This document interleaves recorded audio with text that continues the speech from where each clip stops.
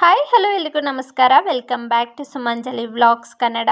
ಇವತ್ತಿನ ಈ ವಿಡಿಯೋದಲ್ಲಿ ನಾವು ನೋಡೋಕೆ ಹೋಗ್ತಿರೋ ಪ್ಲೇಸ್ ಯಾವುದು ಅಂತ ಹೇಳಿದರೆ ಆಂಧ್ರದಲ್ಲಿರುವ ಮಂತ್ರಾಲಯಕ್ಕೆ ಬೆಂಗಳೂರಿನಿಂದ ಬಸ್ಸಿನ ಮೂಲಕ ಯಾವ ರೀತಿ ಹೋಗಬೇಕು ಅನ್ನೋದನ್ನು ಈ ವಿಡಿಯೋದಲ್ಲಿ ತಿಳಿಸ್ಕೊಡ್ತಾ ಇದ್ದೀನಿ. ಸ್ಕಿಪ್ ಮಾಡದೆ ಕೊನೆ ತನಕ ವಿಡಿಯೋನ ನೋಡಿ. ನೀವೇನಾದರೂ ನನ್ನ ಚಾನಲ್ನ ಸಬ್ಸ್ಕ್ರೈಬ್ ಮಾಡ್ಕೊಂಡಿಲ್ಲ ಅಂದರೆ ಪ್ಲೀಸ್ ನನ್ನ ಚಾನಲ್ನ ಸಬ್ಸ್ಕ್ರೈಬ್ ಮಾಡ್ಕೊಳ್ಳಿ, ಲೈಕ್ ಮಾಡಿ, ಶೇರ್ ಮಾಡಿ, ಕಮೆಂಟ್ ಮಾಡಿ. ಬನ್ನಿ ಇವಾಗ ಯಾವ ರೀತಿ ಮಂತ್ರಾಲಯಕ್ಕೆ ಹೋಗಬೇಕು ಅನ್ನೋದನ್ನು ತಿಳಿಸ್ಕೊಡ್ತೀನಿ. ಫಸ್ಟು ನಾವು ಕೆಂಪೇಗೌಡ ಬಸ್ ನಿಲ್ದಾಣಕ್ಕೆ ಬಂದು ರೀಚ್ ಆಗಿದ್ದೀವಿ. ಎಲ್ಲಿಂದ ಮಂತ್ರಾಲಯಕ್ಕೆ ಹೋಗಬೇಕು ಅಂದರೆ ಟರ್ಮಿನಲ್ 3 ಪ್ಲ್ಯಾಟ್ಫಾರ್ಮ್ 10ನಲ್ಲಿ ನಮಗೆ ಬೆಂಗಳೂರಿನಿಂದ ಮಂತ್ರಾಲಯಕ್ಕೆ ಡೈರೆಕ್ಟ್ ಬಸ್ ಸಿಗುತ್ತೆ. ಈ ಬಸ್ನಲ್ಲಿ ಲೇಡೀಸ್ಗೆ ಫ್ರೀ ಇರೋದಿಲ್ಲ, ನಾವು ಅಮೌಂಟನ್ನು ಕೊಟ್ಟು ಹೋಗಬೇಕಾಗತ್ತೆ. ಈ ಬಸ್ನಲ್ಲಿ ಒಬ್ಬರಿಗೆ 580 ರೂಪಾಯಿನ ಚಾರ್ಜ್ ಮಾಡ್ತಾರೆ. ಫ್ರೀ ಟಿಕೆಟ್ನ ತಗೊಂಡು ಮಂತ್ರಾಲಯಕ್ಕೆ ಯಾವ ರೀತಿ ಹೋಗಬೇಕು ಅನ್ನೋದನ್ನು ತಿಳಿಸ್ಕೊಡ್ತೀನಿ ಬನ್ನಿ. ಮೊದಲು ನಾವು ಬೆಂಗಳೂರಿನಿಂದ ರಾಯಚೂರಿಗೆ ಹೋಗಿ ಅಲ್ಲಿಂದ ಮಂತ್ರಾಲಯಕ್ಕೆ ಹೋಗಬೇಕಾಗತ್ತೆ. ರಾಯಚೂರಿಗೆ ಹೋಗಬೇಕು ಅಂದರೆ ಟರ್ಮಿನಲ್ 1 ಪ್ಲ್ಯಾಟ್ಫಾರ್ಮ್ 17ನಲ್ಲಿ ನಮಗೆ ರಾಯಚೂರು ಬಸ್ಗಳು ತುಂಬ ಸಿಗುತ್ತೆ. ಈ ಬಸ್ನಲ್ಲಿ ಯಾವುದೇ ಬುಕ್ಕಿಂಗ್ ಇಲ್ಲದೆ ರಾಯಚೂರಿಗೆ ಆರಾಮಾಗಿ ಹೋಗ್ಬೋದು. ನೋಡಿ ಇವಾಗ ಬಸ್ಸು ಮೆಜೆಸ್ಟಿಕ್ನಿಂದ ರಾಯಚೂರು ಕಡೆಗೆ ಬಸ್ ಹೊರಟಿದೆ. ಬೆಂಗಳೂರಿನಿಂದ ರಾಯಚೂರಿಗೆ 416 ಕಿಲೋಮೀಟರ್ ಆಗುತ್ತೆ. ಟಿಕೆಟ್ ಪ್ರೈಸ್ ನೋಡೋದಾದರೆ ಜೆಂಟ್ಸ್ಗೆ 650 ರೂಪಾಯಿನ ಚಾರ್ಜ್ ಮಾಡ್ತಾರೆ. ಲೇಡೀಸ್ಗೆ ಈ ಬಸ್ನಲ್ಲಿ ಫ್ರೀ ಟಿಕೆಟ್ ಇರುತ್ತೆ. ಈ ಬಸ್ಸು ತುಮಕೂರು, ಬಳ್ಳಾರಿ, ಸಿಂಧನೂರು, ಮಾನ್ವಿ ಈ ರೂಟಲ್ಲಿ ಹೋಗಿ ರಾಯಚೂರನ್ನು ತಲುಪುತ್ತದೆ.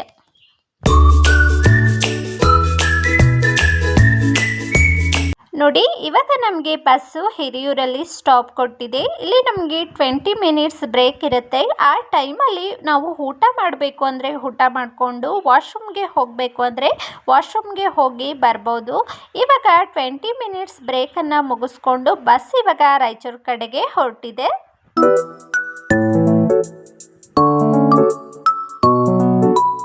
ನೋಡಿ ಇವಾಗ ನಾವು ರಾಯಚೂರು ಬಸ್ ಸ್ಟ್ಯಾಂಡ್ಗೆ ಬಂದು ರೀಚ್ ಆಗಿದ್ದೀವಿ. ಇದೇ ರಾಯಚೂರು ಬಸ್ ಸ್ಟ್ಯಾಂಡ್.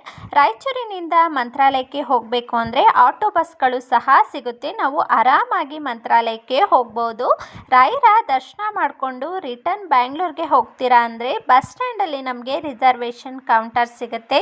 ಇದು ಬೆಳಿಗ್ಗೆ 6 ಗಂಟೆಗೆ ಓಪನ್ ಆಗುತ್ತೆ. ಇಲ್ಲಿ ನಾವು ಆಧಾರ್ ಕಾರ್ಡ್ ಮತ್ತು ಕ್ಯಾಶನ್ನು ಕೊಟ್ಟು ನಾವು ಸೀಟನ್ನು ರಿಸರ್ವೇಷನ್ ಮಾಡಿಸ್ಕೋಬೋದು.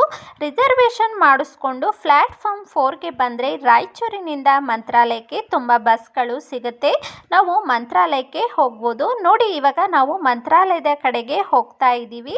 ರಾಯಚೂರಿನಿಂದ ಮಂತ್ರಾಲಯಕ್ಕೆ 45 ಕಿಲೋಮೀಟರ್ ಆಗುತ್ತೆ. ಎಲ್ಲಿಂದ ಮಂತ್ರಾಲಯಕ್ಕೆ 1 ಅವರ್ ಜರ್ನಿ ಇರುತ್ತೆ. ಟಿಕೆಟ್ ಪ್ರೈಸ್ ನೋಡೋದಾದರೆ ಜೆಂಟ್ಸ್ಗೆ 80 ರೂಪಾಯಿನ ಚಾರ್ಜ್ ಮಾಡ್ತಾರೆ. ಲೇಡೀಸ್ಗೆ ಕರ್ನಾಟಕ ಬಾರ್ಡರ್ ತನಕ ಫ್ರೀ ಟಿಕೆಟ್ ಇರುತ್ತೆ. ಅಲ್ಲಿಂದ 9 ಕಿಲೋಮೀಟ್ರಿಗೆ ಲೇಡೀಸ್ಗೆ 37 ರುಪೀಸ್ನ ಚಾರ್ಜ್ ಮಾಡ್ತಾರೆ.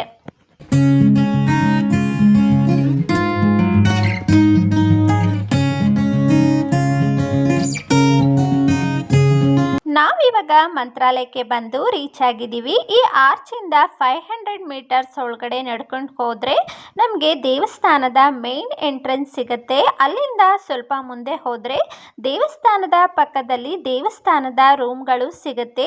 ಇಲ್ಲಿ ರೂಮ್ ಬೇಕು ಅಂದರೆ 1 ತಿಂಗಳು ಮುಂಚೆನೇ ನಾವು ರೂಮ್ನ ಬುಕ್ ಮಾಡಬೇಕು. ನಾವು ಸ್ಟೇ ಆಗಲ್ಲ, ಫ್ರೆಶ್ ಅಪ್ ಆಗಿ ದೇವರ ದರ್ಶನ ಮಾಡಿಕೊಂಡು ರಿಟರ್ನ್ ಹೋಗ್ತೀವಿ ಅಂದರೆ ಭೋಜನ ಶಾಲೆಯಿಂದ ಮುಂದೆ ಹೋದರೆ ಕ್ಲಾಕ್ ರೂಮ್ ಅಂತ ಇದೆ. ಇಲ್ಲಿ ಒಬ್ಬರಿಗೆ 100 ರೂಪಾಯಿನ ಚಾರ್ಜ್ ಮಾಡ್ತಾರೆ. ಒಂದು ಲಾಕರ್ ಕೂಡ ಕೊಡ್ತಾರೆ. ಅಲ್ಲಿ ನಮ್ಮ ಲಗೇಜ್ಗಳನ್ನು ಇಟ್ಟು ಫ್ರೆಶ್ ಅಪ್ ಆಗಿ ನಾವು ದರ್ಶನಕ್ಕೆ ಹೋಗ್ಬೋದು. ಮತ್ತು 24 ಅವರ್ಸ್ ಸ್ಟೇ ಕೂಡ ಮಾಡಬಹುದು.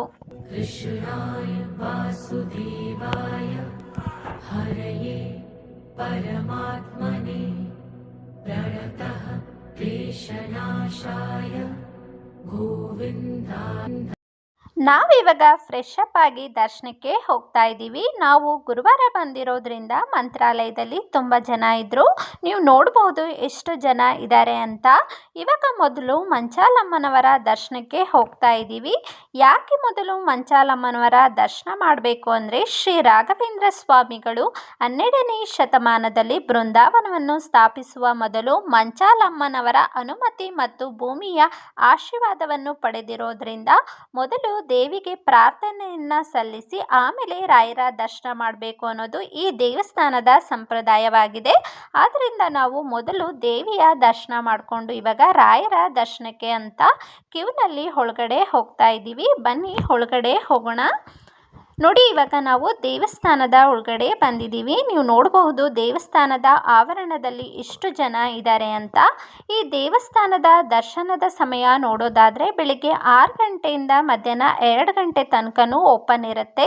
ಸಂಜೆ 4 ಗಂಟೆಯಿಂದ ರಾತ್ರಿ 9 ಗಂಟೆ ತನಕನೂ ನಮಗೆ ದರ್ಶನಕ್ಕೆ ಅವಕಾಶ ಇರುತ್ತೆ. ನೋಡಿ, ಇವಾಗ ನಾವು ರಾಯರ ದರ್ಶನ ಮಾಡಿಕೊಂಡು ಹೊರಗಡೆ ಹೋಗ್ತಾ ಇದ್ದೀವಿ. ಹೊರಗಡೆ ದೇವಸ್ಥಾನದ ಆವರಣವನ್ನು ನಾವು ನೋಡಬಹುದು. ಈ ಆವರಣದಲ್ಲಿ ಪ್ರತಿದಿನ ಸಂಜೆ 7:30ಯಿಂದ 8:30 ತನಕ ಈ ಆವರಣದಲ್ಲಿ ಚಿನ್ನ ಮತ್ತು ಬೆಳ್ಳಿಯ ರಥದಲ್ಲಿ ಪ್ರಹ್ಲಾದರಾಜರ ಮೂರ್ತಿಯನ್ನು ಇಟ್ಟು ಮೆರವಣಿಗೆಯನ್ನು ಮಾಡಲಾಗುತ್ತದೆ. ನಾವು ಮಂತ್ರಾಲಯಕ್ಕೆ ಬಂದರೆ ಸಂಜೆಯ ಸಮಯದಲ್ಲಿ ಈ ಎಲ್ಲ ಕಾರ್ಯಕ್ರಮಗಳನ್ನು ಸಹ ನೋಡಬಹುದು.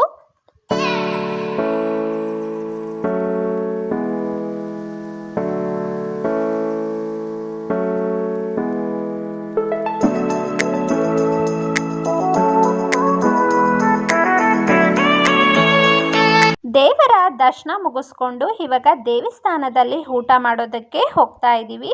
ಈ ಅನ್ನಪ್ರಸಾದ ನಮಗೆ ಪ್ರತಿದಿನ ಬೆಳಿಗ್ಗೆ 11 ಗಂಟೆಯಿಂದ ಮಧ್ಯಾಹ್ನ 2 ಗಂಟೆ ತನಕನೂ ಇರುತ್ತೆ. ಮತ್ತು ರಾತ್ರಿ 7:30ಯಿಂದ 9 ಗಂಟೆ ತನಕನೂ ಸಿಗುತ್ತೆ. ಇವಾಗ ನಾವು ಊಟ ಮಾಡಿ ಆದಮೇಲೆ ಮಂತ್ರಾಲಯದಲ್ಲಿರುವ ಬೇರೆ ಟೆಂಪಲ್ಸ್ನ ನೋಡೋಕ್ಕೆ ಹೋಗ್ತಾ ಇದ್ದೀವಿ. ಈ ಟೆಂಪಲ್ಸ್ನ ನೋಡಬೇಕು ಅಂದರೆ ಮೇನ್ ಎಂಟ್ರೆನ್ಸ್ ಮುಂದೆನೇ ನಮಗೆ ಆಟೋಗಳು ಸಿಗುತ್ತೆ. ಈ ಆಟೋದಲ್ಲಿ ಒಬ್ಬರಿಗೆ 150 ರೂಪಾಯಿನ ಚಾರ್ಜ್ ಮಾಡ್ತಾರೆ. ನಮಗೆ 5 ಪ್ಲೇಸಸನ್ನು ತೋರಿಸ್ತಾರೆ. ಇವಾಗ ಫಸ್ಟು ನಾವು ಅಭಯ ಆಂಜನೇಯ ಸ್ವಾಮಿ ಟೆಂಪಲ್ಗೆ ಬಂದಿದ್ದೀವಿ. ಇದು ಒಂದೇ ಒಂದು ಬೃಹತ್ ಕಲ್ಲಿನಲ್ಲಿ ಕೆತ್ತಲಾದ ಈ ಮೂರ್ತಿಯ ವಿಶೇಷತೆ ಏನಂದರೆ, ಸ್ವಾಮಿ ತನ್ನ ಬಲಗೈನಿಂದ ಭಕ್ತರಿಗೆ ಆಶೀರ್ವಾದ ಮಾಡ್ತಿರೋ ಅಭಯ ಮುದ್ರೆಯಲ್ಲಿದ್ದಾನೆ. ಇದು 33 ಅಡಿ ಎತ್ತರದ ಏಕಶಿಲ ವಿಗ್ರಹವಾಗಿದೆ. ಇದು ಮಂತ್ರಾಲಯ ರಾಯಚೂರು ಮುಖ್ಯ ರಸ್ತೆಯ ಸ್ವಾಗತ ಕಮಾನಿನ ಬಳಿ ಇದ್ದು ಇದು ಶಾಂತಿಯುತ ವಾತಾವರಣವನ್ನು ನೀಡುತ್ತದೆ.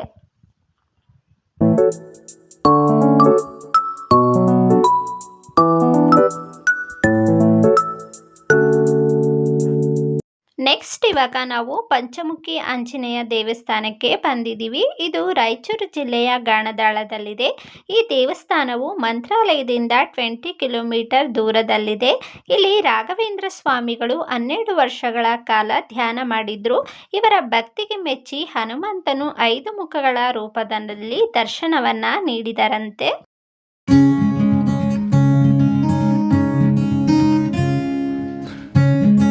ಪಂಚಮುಖಿ ಆಂಜನೇಯ ಬ್ಯಾಕ್ ಸೈಡ್ ಇನ್ನೊಂದು ಮಹಾಲಕ್ಷ್ಮಿ ಟೆಂಪಲ್ಸ್ ಇದೆ. ಅದನ್ನು ಕೂಡ ನಾವು ನೋಡಬಹುದು.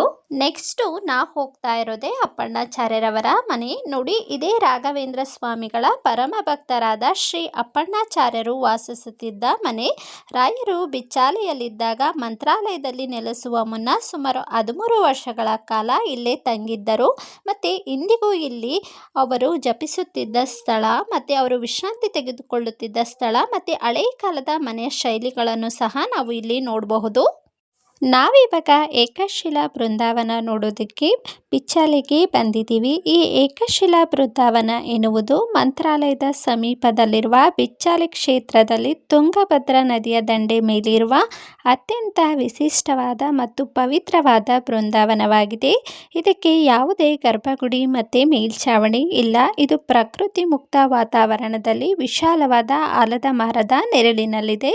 ಇದನ್ನು ರಾಯರು ಮಂತ್ರಾಲಯದಲ್ಲಿ ಸಜೀವ ಬೃಂದಾವನವನ್ನು ಪ್ರವೇಶಿಸಿದ ನಂತರ ತಮ್ಮ ಶಿಷ್ಯರಾದ ಅಪ್ಪಣ್ಣಾಚಾರ್ಯರ ಕನಸಿನಲ್ಲಿ ಬಂದು ನಾವಿಬ್ಬರು 13 ವರ್ಷಗಳ ಕಾಲ ಒಟ್ಟಿಗೆ ಕುಳಿತು ಧಾರ್ಮಿಕ ಚರ್ಚೆಯನ್ನು ನಡೆಸುತ್ತಿದ್ದ ಜಾಗದಲ್ಲಿ ಒಂದು ಬೃಂದಾವನವನ್ನು ನಿರ್ಮಿಸಲು ಆಜ್ಞಾಪಿಸಿದರು. ಆಗ ಗುರುಗಳ ಆದೇಶದಂತೆ ಅಪ್ಪಣ್ಣಾಚಾರ್ಯರು ಶ್ರದ್ಧೆಯಿಂದ ಗುರುರಾಯರು ಜಪ ಮಾಡುತ್ತಿದ್ದ ಅದೇ ಜಪದ ಕಟ್ಟೆಯ ಮೇಲೆಯೇ ಏಕಶಿಲಾ ಬೃಂದಾವನವನ್ನು ಪ್ರತಿಷ್ಠಾಪಿಸಿದರು.